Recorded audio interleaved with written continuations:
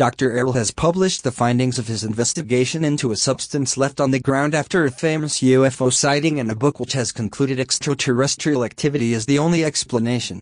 In self-published work, The Compelling Scientific Evidence for UFOs, the British-born chemist of Turkish heritage examined in detail the Delphos UFO case seen in Kansas, USA, on the evening of November 2, 1971. It is considered by some alien investigators as one of the most compelling UFO cases on record, due to the scorched ring left in the ground, allegedly when the UFO landed.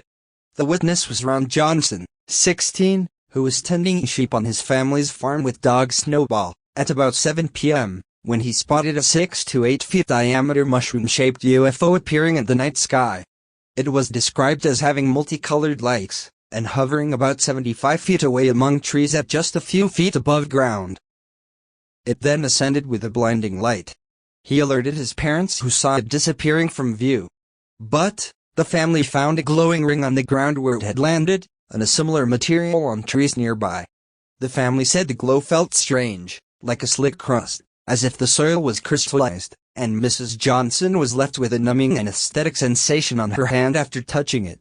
Samples of soil, which was said to have a profound water-repellent nature from within the ring, were sent for analysis and stored in a number of laboratories.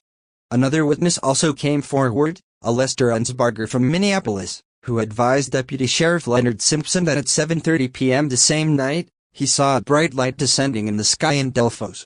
According to website ufocasebook.com, the experience of Ron Johnson is still considered as one of the best documented ground trace UFO cases of the past century, and is still unexplainable by any conventional or earthly means.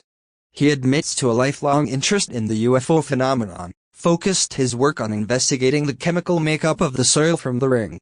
He was able to obtain some of the stored solid after requesting it while based at Nottingham University. He wrote, "Placing water onto the affected soil was very like placing it onto a glass surface, with the water spontaneously forming into droplets sitting on the surface." Although he remained unable to fully identify the soil compound, he claimed to detect a highly water-soluble organic compound which is potentially chemiluminescent. This could have been responsible for the alleged glow seen at the time, he said. Concluded there were three possible explanations: a hoax, the ring was in fact a fairy ring, a naturally occurring ring of toadstools, or a genuine alien spaceship had been seen. He said a hoax was unlikely due to the unusual characteristics of the compound, and its elongation towards the wind direction on the night. He also ruled out a fungal ring, claiming the water-soluble alkali metal salt of an organic carboxylic acid found in the compound would not be produced by a fungi. This, he said, meant the conclusion of a genuine UFO sighting was the most favorable. He wrote, "A picture begins to emerge as to what possibly happened that evening. The hovering object of presently unknown origin appears to have contained within its periphery an aqueous solution of an unstable compound whose likely sole function would be light emission.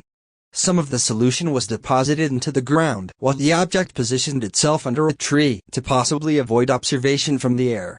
Once enough of this solution was deposited, the object departed, after which the Johnson family approached the ring area."